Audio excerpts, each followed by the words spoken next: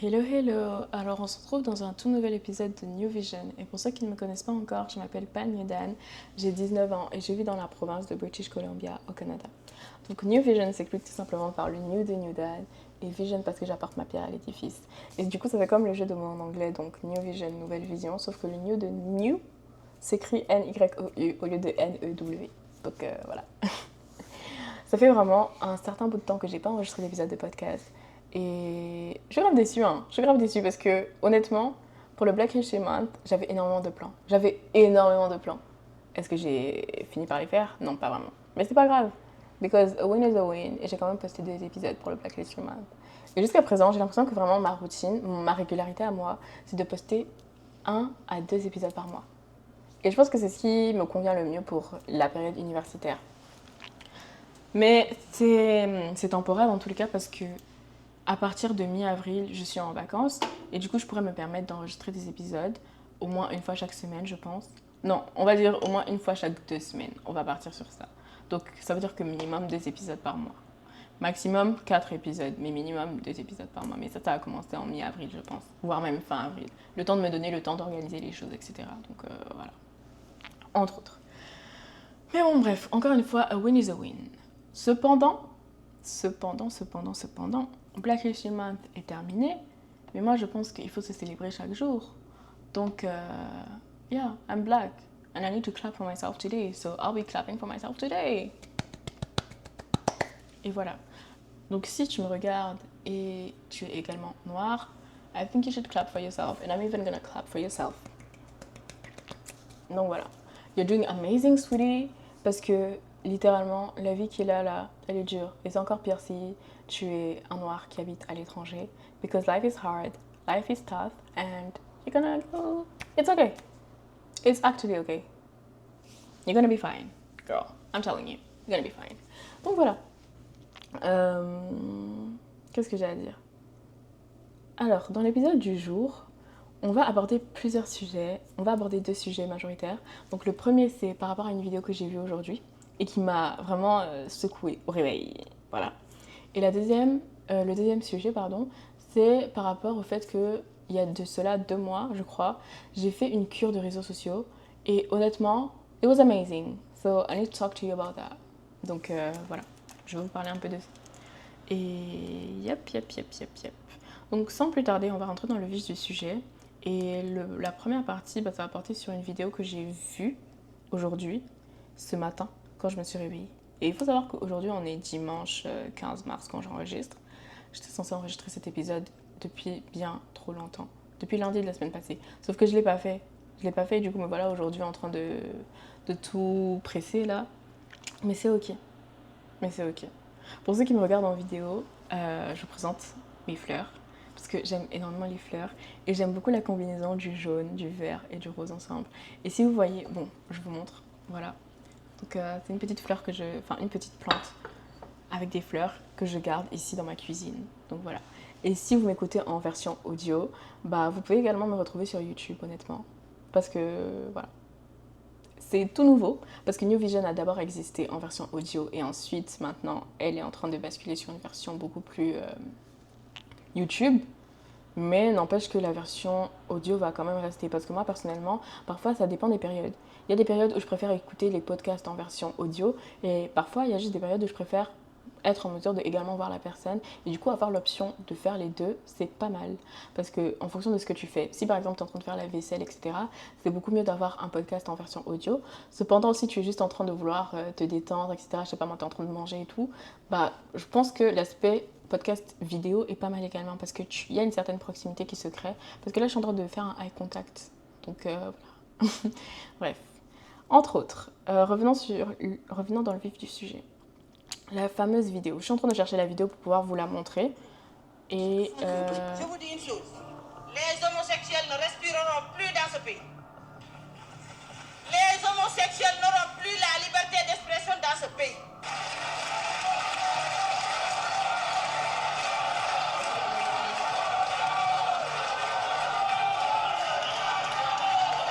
Here in our Africa, here in Senegal, we don't accept this homosexuality.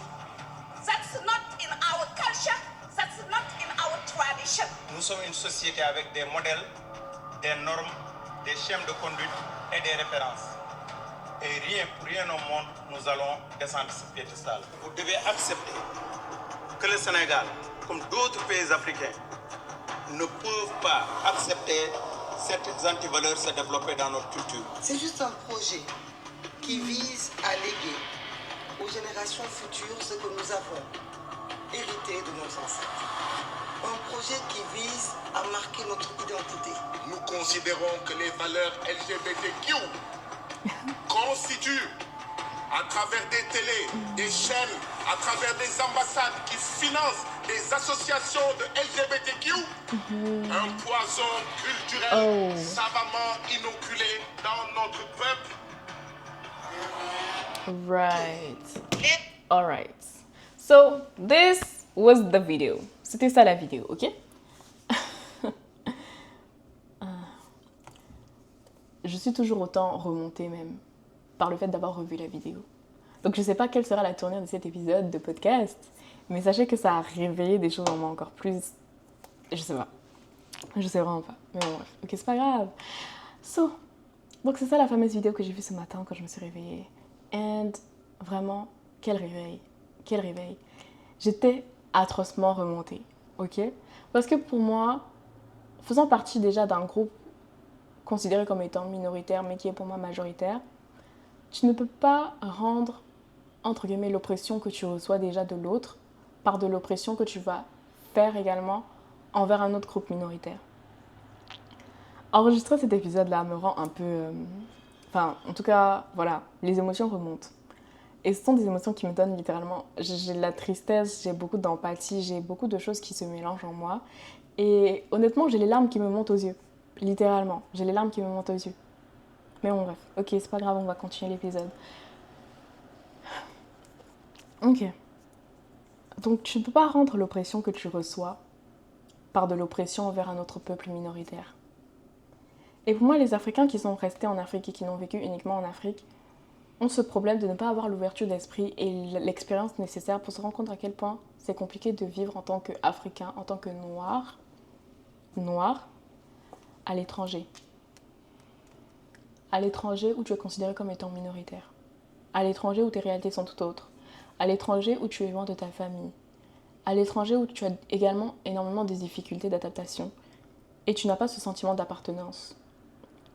Parce qu'en Afrique, un Africain qui a grandi et qui vit toujours en Afrique, qui n'est jamais sorti de son contexte africain, donc peu importe le pays en général, que ce soit le Sénégal, que ce soit la Côte d'Ivoire, que ce soit le Burkina, que ce soit le Mali, que ce soit l'Ouganda, que ce soit le Kenya, que ce soit la Tanzanie, que ce soit l'Érythrée, que ce soit l'Afrique du Sud, etc.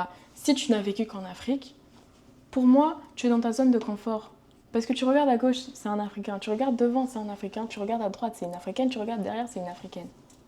À quel moment est-ce que tu te rends compte de la difficulté que tes frères africains vivent à l'étranger? À aucun moment. Que ce soit dans un contexte américain, que ce soit dans un contexte européen, que ce soit dans un contexte asiatique, on est toujours majoritairement la population qui est indexée pour sa différence, pour sa couleur de peau, pour des traits de visage assez marqués, soi-disant. Donc tu ne peux pas rendre l'oppression que tu reçois par l'oppression envers un autre peuple minoritaire. Parce que si toi-même qui es opprimé, tu te permets d'opprimer un autre peuple, qu'est-ce que tu envoies à l'oppresseur? L'oppresseur suprême. Tu lui dis quoi? Que c'est ok d'oppresser les autres. Et lui, il continue ce qu'il est en train de faire. Quand tu veux faire quelque chose, il faut le faire correctement. Et c'est une bonne chose que vous ayez écouté la vidéo en entier. Enfin, la vidéo que moi j'ai vue en tout cas, dans son entièreté. La manière dont j'ai vu la vidéo, c'est comme ça que vous l'avez également vue, ok? Comme ça va être beaucoup plus facile pour moi d'expliquer toute chose. Je fais un cours de African Studies ici et je prévois de faire également un diplôme en African Studies. La fameuse tradition, la fameuse culture qu'ils sont en train de vouloir prôner de l'Africain n'est pas la culture que vous connaissez. Parce qu'il y a une différence entre la culture précoloniale et la culture post-coloniale. La culture post-coloniale, telle qu'on la connaît aujourd'hui, c'est celle du coup qui va favoriser l'homophobie, etc. Et je pense que c'est de cette culture-là qu'ils sont en train de parler en fait. Parce que la culture de l'Africain précolonial, à aucun moment l'Africain précolonial est homophobe. À aucun moment pour l'Africain précolonial en tout cas, c'est un problème d'aimer une personne du même sexe que soi. Parce que j'estime que chacun, et c'est même pas j'estime, c'est que nous estimons que chacun vit des réalités totalement différentes. Et nous savons tous que la culture diffère d'un pays à un autre et d'une région à une autre. Donc tu ne peux pas parler pour 54 pays d'Afrique et estimer en tout cas avoir le savoir suprême selon l'Africain, la culture de l'Africain. C'est pas possible. Et moi-même aujourd'hui qui suis en train de vous parler, je n'ai pas la science infuse, certes, mais je ne suis pas en train de parler au nom de 54 pays d'Afrique. À aucun moment ça ne va me traverser l'esprit de dire qu'il y a une culture africaine qui prône l'homophobie. Et encore une fois, l'homosexuel, pardon, pour moi être homosexuel, c'est même pas être quelque chose dans le fond. Parce que moi, comment est-ce que j'ai décrit la chose? J'ai décrit la chose comme étant, dans le fond, tu es un être humain, ok?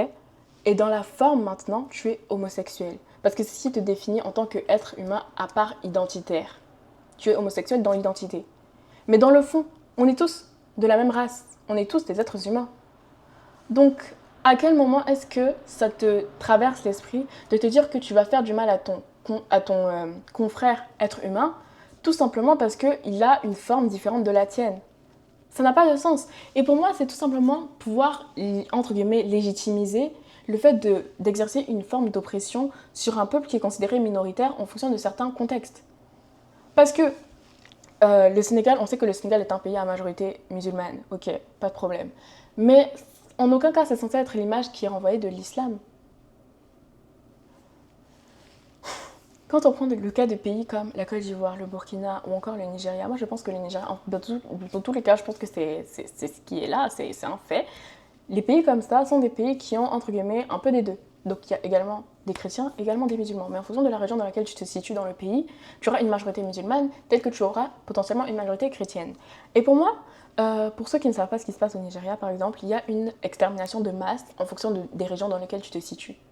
Parce qu'il y a beaucoup de personnes qui pensent qu'il n'y a qu'une extermination de chrétiens au Nigeria. Mais il y a également une extermination de musulmans également au Nigeria. Ok? Donc voilà, ça dépend juste de la situation géographique dans laquelle tu te situes dans le pays. Maintenant, pour ces personnes-là, qui voient qu'éventuellement, on appartient à la même race, mais que vous permettez d'exercer une forme d'oppression sur un peuple minoritaire qui appartient à la même race que vous, sous prétexte qu'ils sont juste homosexuels et que du coup vous êtes homophobe parce que ce sont les valeurs que vous voulez transmettre, ce sont les valeurs entre guillemets culturelles et religieuses que vous voulez transmettre, pour moi c'est problématique. Parce que qu'est-ce que vous êtes en train de dire aux voisins? Vous êtes en train de dire aux voisins que ok, si la personne en face de moi elle est différente, c'est ok d'exercer une forme de pression si nous on est la majorité. Mais la majorité au nom de quoi? Au nom de qui et pourquoi? Vraiment pourquoi? Là mes sens sont en train de se froncer et je vous assure que ça mérite tellement. Ça mérite tellement parce que même, encore une fois, tout prôné selon le nom de la culture africaine, c'est problématique. Parce que tu ne peux pas parler au nom de 54 pays d'Afrique, c'est pas possible. C'est pas possible. Dans certains peuples, il y a des femmes qui se mariaient entre elles. Et non pas pour les mêmes raisons, bien évidemment. Mais quand tu regardes d'un aspect très lointain, tu vas te dire que c'est de l'homosexualité, mais ça n'avait rien à voir avec l'homosexualité, c'était par rapport au statut. Donc, non. C'est pas ok de prendre la parole pour tout un groupe de personnes. C'est pas ok d'exercer une forme d'oppression sous prétexte qu'ils sont différents de la majorité. Parce que qu'est-ce que vous êtes en train de reproduire? Vous êtes juste en train de reproduire un schéma d'oppresseur. Vous, on vous a oppressé, donc vous décidez d'oppresser le prochain. Et ça n'a pas de sens pour moi. Ça n'a vraiment aucun sens. Pour ceux qui ne savent pas, il y a de cela une vingtaine, trentaine d'années, au Cameroun, il y avait une chasse aux homosexuels. Et c'était tellement grave. C'était tellement grave. Ok? C'était tellement grave où il y avait littéralement des infiltrés, des personnes qui se rendaient dans des bars homosexuels, qui étaient considérés comme étant vraiment genre à majorité homosexuelle, etc., pour faire la chasse aux homosexuels. Ok? Tout le monde avait peur de pouvoir s'exprimer. Tout le monde avait peur d'être vu avec une personne du même genre que soi, par peur d'être pris pour être homosexuel et éventuellement de devoir faire face aux conséquences que cela engendre dans ce pays. Et je pense que on arrive dans une situation où c'est très problématique de tout simplement entraver à la liberté de l'autre. Parce que tout simplement pour vous, c'est pas beau à voir. Parce que en quoi est-ce que c'est dérangeant de voir deux personnes appartenant au même sexe être impliquées dans une relation romantique? Ne dit-on pas que l'amour n'a pas de frontières? Parce que si on écoute ces mêmes personnes qui prônent la fameuse culture africaine, ça veut dire que les mariages qui avait lieu que entre les mêmes cultures devrait perdurer dans le temps. Et pourtant, aujourd'hui, on se retrouve même à marier des gens qui n'ont même pas la même nationalité que nous. Vous savez déjà ce que je pense par rapport à la nationalité dans tous les cas. Je pense que éventuellement toute cette séparation géographique n'a fait plus que nous diviser qu'autre chose. Cependant, je pense que c'est très problématique qu'on décide de quel aspect de la soi-disant culture africaine on décide de garder et quel aspect on décide de jeter. Parce que si vous voulez parler, parlons bien. Et gardons tous ces soi-disant aspects-là de la culture africaine et ne triez pas une chose pour une autre. Si on se place d'un point de vue religieux et que vous considérez que l'homosexualité est un péché, bon, ok, peu importe la religion que ce soit, le christianisme ou l'islam, vous considérez que l'homosexualité est un péché.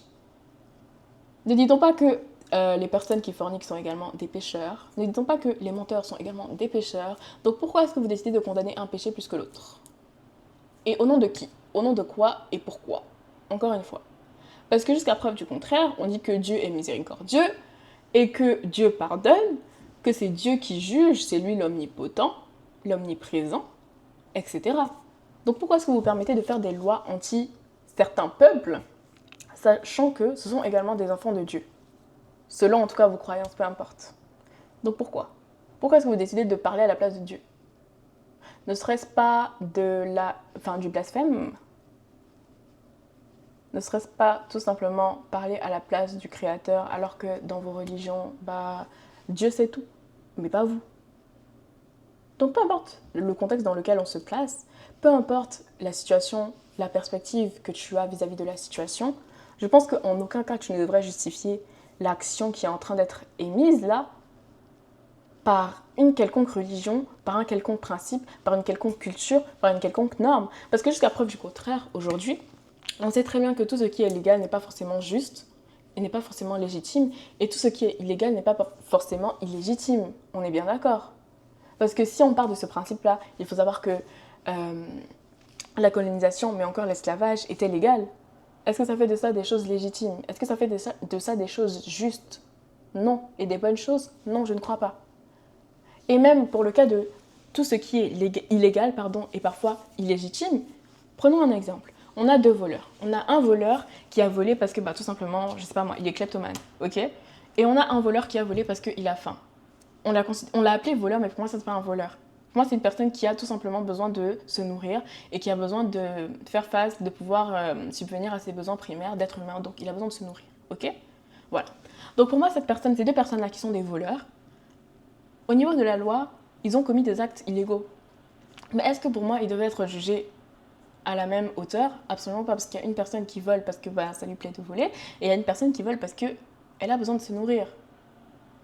Et on parle dans un cas où vraiment, il n'y a aucune troisième variable, ok? Aucune troisième variable. Ça veut dire que le seul élément qui diffère, c'est le pourquoi est-ce que la personne a volé. Parce qu'elles ont volé la même chose, ok? Il a volé une pomme, elle a volé une pomme. Elle a volé pour se nourrir, il a volé parce que ça l'amuse, ok? Dans ce contexte-là, on parle quand même de deux voleurs, on parle quand même de deux pécheurs. Mais vous n'allez pas condamner ces pécheurs-là comme ça, de la même manière dont vous êtes en train de condamner les homosexuels. Donc pourquoi est-ce que l'homosexualité est autant pointée du doigt, autant indexée et autant problématique, alors qu'il n'y a vraiment pas lieu d'être?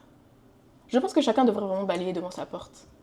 Comme on aime bien ici ramener tout à la culture africaine, et que ceci est un proverbe africain, je pense que chacun vraiment devrait balayer devant sa porte, ok? Parce que je ne vois en aucun cas pourquoi est-ce que ça devrait être problématique pour quelqu'un en tout cas, jusqu'à ce que sa liberté entrave la vôtre, de pouvoir exercer ce qu'il a envie de faire. À aucun moment. Et je pense qu'on vit dans un monde où on est vraiment dans des luttes intersectionnelles, si c'est ça le mot, oui, je pense, ou éventuellement, moi, pour mon cas, je ne peux pas me permettre d'être silencieuse dans certains cas. Dans tous les cas, même où j'ai une opinion en tout cas, je ne peux pas me permettre d'être silencieuse. Parce que je suis une femme noire, donc femme, qui est déjà problématique vis-à-vis de la société dans laquelle on vit aujourd'hui, donc une société patriarcale. Je suis noire, donc racisée, et éventuellement, je vis à l'étranger, donc je fais partie d'une minorité. Ces trois combos gagnants-là, laissez-moi vous dire qu'aujourd'hui, je ne peux pas me permettre de ne pas avoir d'opinion sur quoi que ce soit. Ok? Ce qui se passe en Palestine, j'ai une opinion dessus. Ce qui se passe au Soudan, j'ai une opinion dessus. Ce qui s'est passé en Érythrée, j'ai une opinion dessus, ok? Ce qui se passe en Libye, j'ai une opinion dessus. Ce qui se passe au Burkina, j'ai une opinion dessus. Ce qui se passe en Amérique, j'ai une opinion dessus. Ce qui se passe en Europe, j'ai une opinion dessus. Ce qui se passe en Asie, j'ai une opinion dessus, ok? Toutes les informations qui viennent à moi, j'ai également une opinion dessus. Et laissez-moi vous dire que ces opinions-là, en général, je les partage. Je les partage vraiment très ouvertement. Ce qui se passe en Palestine, c'est un génocide. Ce qui se passe au Soudan, on appelle ça une famine, une crise humanitaire. Et peu de personnes en parlent réellement. Ce qui se passe en Amérique, il y a beaucoup de dictatures, ok? Mais voilà, encore une fois, j'ai des avis sur certains sujets. Cela ne m'empêche en aucun cas, par contre, de tout simplement être ouverte au débat et de pouvoir voir que, éventuellement, dans certains contextes, je puisse avoir tort. À aucun moment. Et je pense que, tout simplement, le monde devrait se cultiver un tout petit peu plus. On a beaucoup d'écrivains qui écrivent pour des causes extraordinaires, formidables, vraiment waouh, mais qui ne se font pas assez connaître, ok? On a également beaucoup d'écrivains qui écrivent pour plein de choses de manière fictive ou de manière totalement réelle. Il y a beaucoup de romans autobiographiques. Et je pense qu'éventuellement, ce serait une bonne idée de se remettre à la lecture, de se remettre à la consommation de podcasts, mais pas à la surconsommation.